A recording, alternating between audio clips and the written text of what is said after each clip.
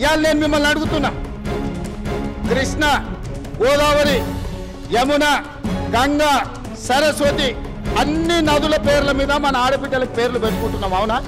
మన ఇంట్లో ఆడబిడ్డ పుడితే కృష్ణానో, కావేరో, గోదావరో, సరస్వతో, గంగానో అని నదుల పేర్లు మన బిడ్డలకు పెట్టుకుంటున్నాం. ఏ తండ్రి అయినా ఆయన బిడ్డకు మూసి అనే పేరు పెట్టుకున్నాడా? ఇన్ని నదుల పేర్లు, పవిత్రమైన నదుల పేర్లు మన ఆడబిడ్డలకు పెట్టుకున్నప్పుడు మూసి అనే రివర్ పేరు ఏ తండ్రి అయినా బిడ్డకు పెట్టుకున్నాడా? ఎందుకు పెట్టుకోలే?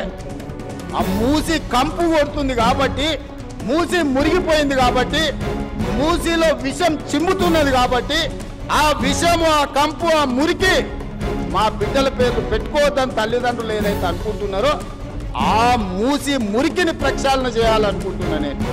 ఆ మూసిని నిర్మాణం చేయాలనుకుంటున్నా నేను. ఎందుకు యమున, సరస్వతి, గంగా, కావేరి పేర్లు పెట్టుకున్నప్పుడు మూసి అనేందుకు మన బిడ్డలకు పెట్టుకోకూడదు?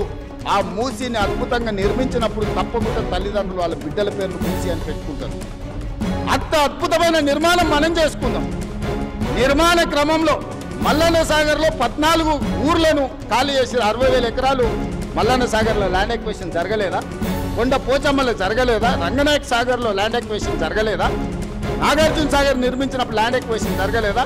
శ్రీశైలంలో మా కొల్లాపూర్ మునిగిపోతే 92 జీవో వచ్చి ఇప్పటికి ఇంకా ఉద్యోగాలు ఇవ్వని కేసులు పెండింగ్ ఉన్నాయి.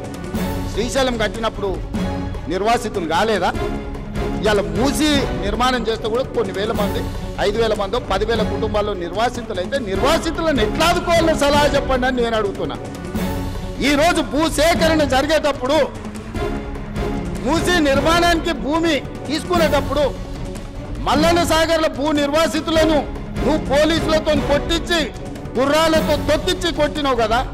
ఇవాళ వాళ్ళందరినీ హక్కున పెట్టి చేర్చుకోవడానికి అధికారులను ఇల్లు పంపించి వాళ్ళకి డబుల్ బెడ్రూమ్ ఇల్లు ఇచ్చి తొవ్వ ఖర్చులకి 25,000 ఇచ్చి వాళ్ళకు ఉద్యోగ ఉపాధి అవకాశాలు కల్పించడానికి నేను ఏర్పాట్లు చేస్తుంది. ఇదే మన తప్ప? వాళ్ళ పిల్లలు వాళ్ళు మూసీలో బతికిరు, మురికిల్లే బతికిరు, మురికిల్లే చచ్చిపోయారు. రేపు వాళ్ళ పిల్లలు కూడా ఆ మురికిల్లే పెరిగి మురికిల్లే చచ్చిపోయి మురికిల్లే ఉండాలన్న వాళ్ళు. ఆ మూసీలు ఉన్న వాళ్ళకు మంచి జీవితం ఉండొద్దా? వాళ్ళ పిల్లలు చదువుకోవద్దా? వాళ్ళు బాగుపడొద్దా? వాళ్ళందరినీ బాగు చేసే బాధ్యత ప్రభుత్వం తీసుకుందామని నేను చెప్తున్నా.